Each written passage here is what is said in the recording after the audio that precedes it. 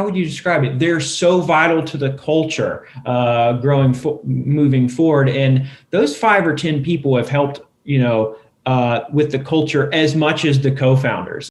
Here's the thing. The fastest growing companies in the world, they're small businesses, often with less than 100 employees. So how are gritty entrepreneurs, CEOs, and founders like us going up against massive markets, scaling teams, building systems, and skyrocketing to success before crashing and burning? This podcast will give you those answers. My name is Chris Ronzio. Welcome to the fastest growing companies. Welcome back, everyone. Today, I'm here with Travis Terrell. He is the co-founder and co-CEO of Soundstripe. Hey, Travis. Hey, how's it going, Chris? Great. Thanks for coming on. So tell us, for anyone that doesn't know, what is Soundstripe? What's the elevator pitch? Well, okay. So Soundstripe is basically a next generation music company. We create and sell royalty-free music to digital content creators and filmmakers all over the world. And we do that via a subscription, all access subscription. And, we have other products as well, like stock video and sound effects, but music is our real game. And we also act as a record label and a publisher. We sell to all the DSPs, Apple Music, Spotify, and a lot of the mood-based playlists that you hear or listen to on Spotify, you're actually listening to Soundstripe music. So that's a little bit about what we do. Wow. All right. There's so much to dig into there. My first company was a video production company. And back then I had all these crappy royalty-free libraries. And so I was browsing your website before this, and I wish I had a tool like yours that was so nicely designed and easy to navigate. You mentioned publishing, and you also mentioned creating. Is most of the music on there something you produce in-house, or is it that you partner with artists? How does that actually work? Yeah, so it's a good question. And thanks for bringing that up about stock music back in the day. I mean, that's the problem that we were solving was, number one, the music is usually crappy on these royalty-free websites, elevator sounding music. And number two, it took you forever to find the song that you were looking for. And you'd spend hours searching for things. So we spend a lot of time solving for those two problems specifically. And so, yeah, we have an in-house team, not all in-house, but we're creating the music. We have a mixed team, a whole infrastructure. The way we think about it is a lot like Netflix would. So in the beginning, they were just licensing content out, and then they started making it themselves. So we really have a technology company on one side that is the platform and constantly caring about the UX and user experience. And then we have a music company that is basically pumping out a lot of music at once. So we hire songwriters and engineers and producers and that sort of thing. And we commission them to do projects for us, or we have them on staff. There's a lot of ways that happens, but yeah. So I remember using a song once in a video I was making. And then a week later, I heard the same song in a commercial, and I was like, oh, there's only so few choices. Have you ever had that happen where one of your songs that you recognize is on this, like a Super Bowl ad or something like that? Yes, we have had a Super Bowl ad before, but I think when I knew that I had made it in a way, as I was in the airport, well, I was actually in the rental car bus, and over the overhead speaker on the bus, I could hear there was a lady talking on the TV. It said, welcome to Nashville International Airport, blah, blah, blah. And there was a Soundstripe song that I actually created years ago on it. So that was kind of like, ooh.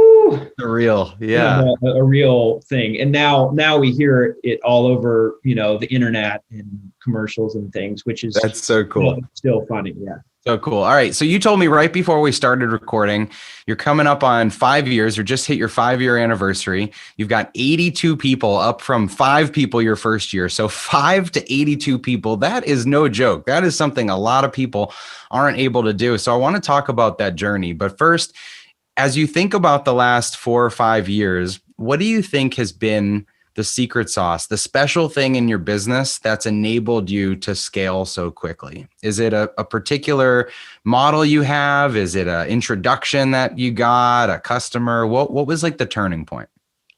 Well, I would say, a few things. The turning point for us was when we created a business model that really worked for a growing demographic of customers. So this, I feel like we got super lucky in that we launched at the same time that this huge influx of digital content creators were coming onto the scene and creating content, and they needed to license music, and they didn't know how to do it legally, and they wanted it to be good music. And then they didn't want to pay each time they licensed a song. So, in comes the subscription, the business model. So the business model innovation is what drove the initial growth. And then as all companies face, challenges with competition and things like that, you have to sort of develop secret sauce other than the thing that got you off the ground, right? And so for us, it became the quality of music, and the thing that we focus on a lot is time to value. So how long, when a customer comes into Soundstripe, how long does it take them to license a track? And we spend enormous amounts of time thinking about that. So those two things I think has been part of it. The other part is that we grew up musicians, so we're in the music business. I was before we started Soundstripe, and not many actually royalty-free music companies have musicians as founders, which is very odd.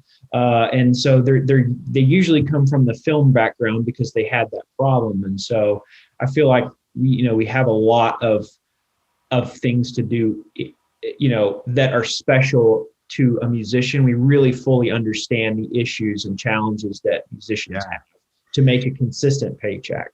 Yeah, that's so special. And I've heard the same thing about our business, being a small business owner before starting a software for small business owners was so important. Whereas there's a lot of founders that are just more opportunistic. They see a problem, but they don't have that true passion for what they're doing. So it sounds like you had that growing up in this business. It's not a fly by night idea.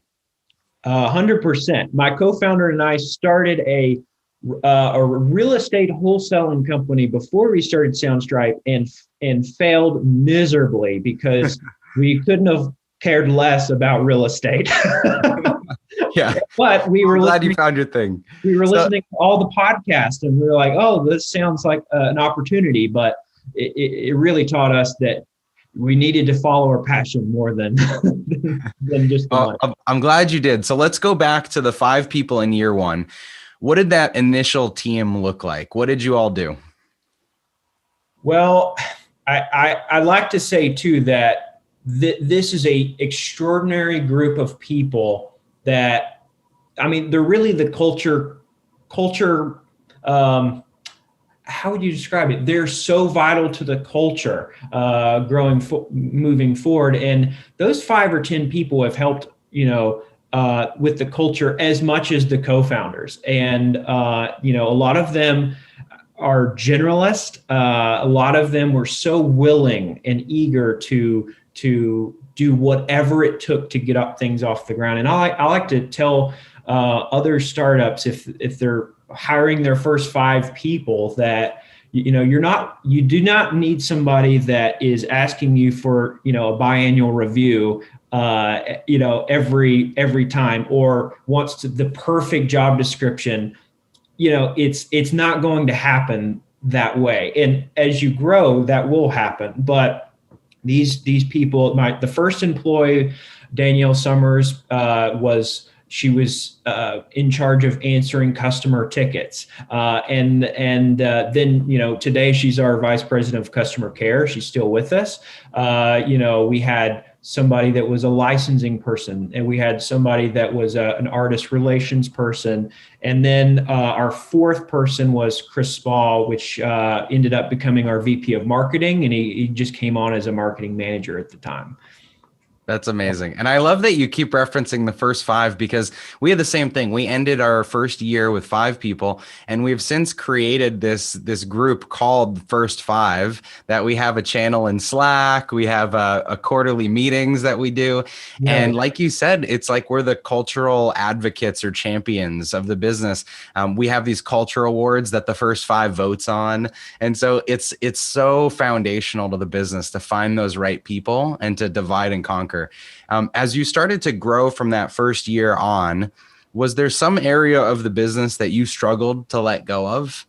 And how did that go? Well, I guess that's sort of delegation, right? But we can talk about that. But I struggled to let go. Well, so many things. I probably, and each time I've struggled to let go of something, we've ended up plateauing as a company because of it. I'd say that's a huge challenge of delegation and leaders. We struggled to give away finance. We struggled to give away, marketing, operations.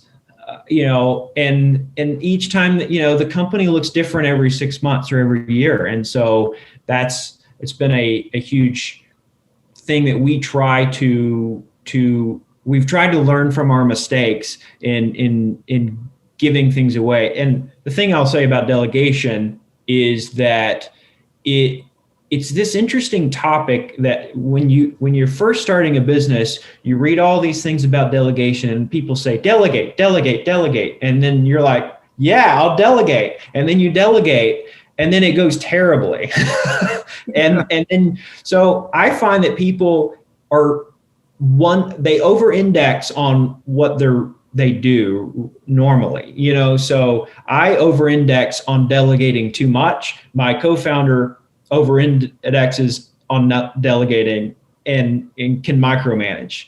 So and I learned, I got some advice, not personally, but hearing Bob Iger from Disney talk about the greatest CEOs are really great at zooming out and doing the board stuff and the big thinking, and then maybe the next hour can zoom in on something that needs to be dealt with, that is a detail. The problem that I've had in the past is if I let go of something, I just let go, and I'm like, you just take it from me, and then I don't check in with them. Yeah. and then a year later, I'm like, oh, that's not happening at all the way it needs to happen. Yeah. Yeah. One of our advisors, Michael E. Gerber, who wrote the E-Myth, he says instead of delegating a responsibility, you're abdicating their responsibility. Like you're just disappearing, like you hand it off and disappear. And that's not the way to get it done. So it sounds like you've learned that. Now you have an interesting structure with a co-CEO and a co-founder. And I'm curious, how did that come into play with dividing strengths or responsibilities out of the gates? Is it a structure you had since the beginning? We had it since the beginning. And I will say that I wouldn't promote it to anybody. It's hard. It's like it is being married in a way. But the thing I would say is we've been working together since 2009. Through a production business and through other businesses, and we know each other so well, and it is a 1 + 1 = 3 situation, to where we fully believe it's the best decision for the company right now. What will it be when we're 500 employees? I don't know. One thing that we do is try every year to reassess and think, okay, is this the right thing? And are their responsibilities correct? And that's changed over time, and I have, in the past, I would have marketing, product under me, customer care, and he would have the music side. And sometimes that's changed or evolved over time. It's very hard work to do it as co-CEOs, but I also see that there's a lot of advantages that you're doing something it's very lonely at the top, as you know, and it has, and a lot of people are very, egocentric and love that in a way. I think it forces us to, pull ego out of it and make the best decision. Sometimes he's right about something. Sometimes I'm right about something. And How do you draw straws? Like if you each have a different opinion on something, you're trying to take a decision of the company. How do you decide what's the right decision? well, we have a third co-founder, which helps a lot. Break Okay. the tie if there ever is. I would say though, we have never argued about something, and I think one of the things that helps us is we give a lot of benefit of the doubt, and I think our EQ is pretty high to be able to handle this relationship, and if we ever have any, disagreements, then we just talk them out. We always usually come to an agreement on what the right situation is. It may take walking around a pond for an hour and trying to figure it out, but Hey, we, those walking meetings, those are the best. I like those too. Okay, so thinking through the different levels your company has gone through, were there sizes of company where you just organizationally had to change things a lot? You couldn't communicate with everyone anymore. Reporting structures change. Where along the way have things evolved?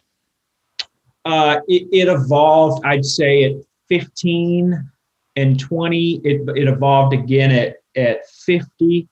And it's been pretty consistent until now. And I think probably when we reach 100, it will do that again. 50, it changed because, really it's harder for the founder to hug the organization and decide everything. And really it's not a good situation if you're doing that. And we didn't have a lot of processes in place. We have people ops and HR, we have a lot of culture things, but it's, to operationalize your culture wasn't really something that we were thinking about. We were, and also just processes in general, like, your project management, like how biannual reviews work for employees, growth plans. Like, you had number 65 employees saying, well, what's my growth plan? And you're like, well, wait, what? There's growth plans? And you have to start thinking through those, because, again, like number 10 employee is going to be much different than number 80 employee. And these people are, maybe have been professionals at several companies before. And it's just it's kind of a different world. So Is there something you would have done 10 employees earlier as you think back? oh gosh. Well, I will say that and I think I've mentioned this, but any plateau that we've had in growth has been because we didn't hire the right people at the right time. Almost every time you can see the growth chart of Soundstripe and there's a plateau, we didn't make the decision fast enough. We hem-hauled and we said, well, do we really need a VP of marketing now? Or not a VP of marketing, a VP of finance or something like that. For us as finance, we waited and waited and waited. Our board was screaming at us, you need a VP of finance. And we're like, we have an outsourced finance person. We really don't. And we finally did it. And we did it. And we were like, what were we doing? Like, why did we should have done this a year ago? And you hear people say that all the time, and yet I still ended up making that mistake. So I would have hired people way sooner to solve some of these problems. Yeah, completely. All right. Well, as you look ahead, what's next for you? What's next for Soundstripe? Where to from here? Well, I mean, Soundstripe, 3 years ago was in a very sleepy industry, and it really just took off. There's just a lot of competition, a lot of money being flowed in. So it's a really exciting time to be at Soundstripe and to be in this industry in general.